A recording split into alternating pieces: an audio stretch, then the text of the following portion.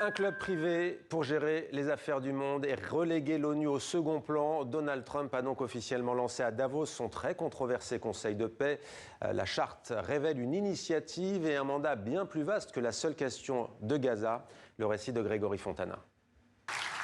Voici l'acte de naissance d'un Conseil de la paix imaginé, créé et dirigé par un seul homme, Donald Trump. Une sorte de club privé pour résoudre tous les conflits dans le monde.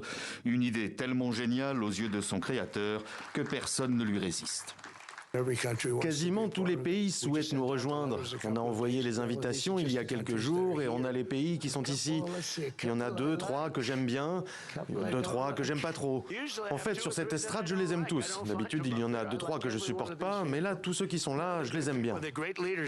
Les amis du président, du Maroc à la Turquie, en passant par l'Argentine, l'Arabie Saoudite ou bien encore l'Azerbaïdjan. Au total, 35 pays auraient accepté de payer le ticket d'entrée d'1 milliard de dollars en liquide pour faire partie de ce club.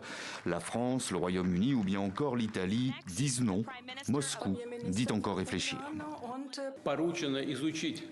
Le ministère russe des Affaires étrangères a été chargé d'étudier les documents qui nous ont été transmis et de consulter nos partenaires stratégiques à ce sujet.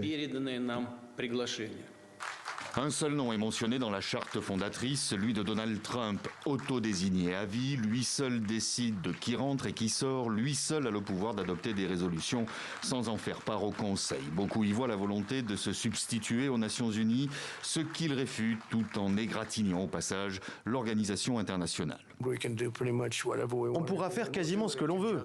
On le fera en coordination avec les Nations Unies.